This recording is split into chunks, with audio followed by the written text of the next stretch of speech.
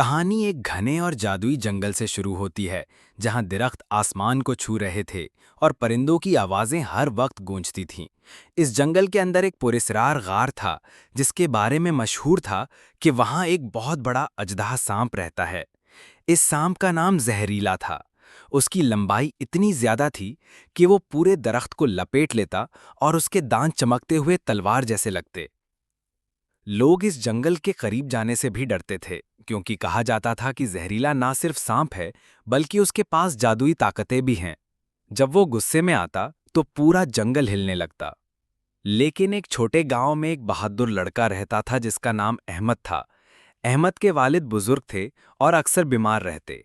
एक दिन गांव के कुएं का पानी खुश्क हो गया और गांव के बुजुर्गों ने बताया कि ये सब जहरीला सांप की वजह से है, क्योंकि उसने दरिया का रास्ता रोक रखा है।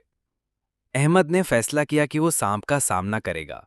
गांव वाले डर के मारे उसका साथ ना दे सके, लेकिन अहमद ने कहा, जो अपने गांव के लिए कुर्बानी नहीं दे सकता वो हीरो कहलाने के लायक नहीं।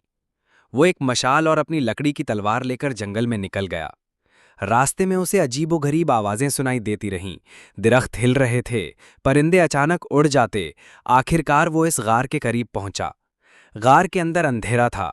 अचानक दो बड़ी आंखें लाल शोलों की तरह चमकी। जहरीला सांप अपनी पूरी ताकत से बाहर निकला। उसका मुंह इतना बड़ा था कि अहमद आसानी से उसमें समा जाता। सांप ने गर्जदार आवाज में कहा, इंसान, तुम यहां क्यों आए हो? क्या अपनी मौत ढूंढने?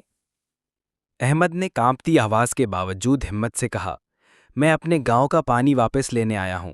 तुमने दरिया का रास्ता क्यों रोका है? सांप ने कहकहा लगाया और कहा, ये मेरा बदला है। सालों पहले तुम्हारे लोगों ने मेरे जंगल को काटा, मेरी फैमिली को नुकसान पहुंचाया। अब ये जंगल और पानी मेरा है। अहमद ने जवाब दिया, गलती हमारे बुजुर्गों की थी, लेकिन गांव के मासूम लोग सजा के मुस्तहिक नहीं। अगर तुम हमें पानी वापस दोगे तो मैं वादा करता हूं कि गांव वाले जंगल की हिफाजत करेंगे।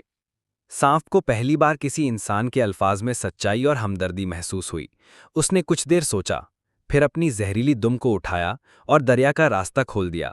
पानी एक जोरदार शोर के साथ बहने लगा। अहमद ने कहा, तुम दुश्मन नहीं बल्कि हमारे दोस्त हो सकते हो। उस दिन के बाद गांव वाले जंगल की हिफाजत करने लगे और जहरीला सांप उनका मुहाफिज बन गया। जब भी कोई खतरा आता, वो सांप आसमान की तरह छा जाता और सबको बचा लेता।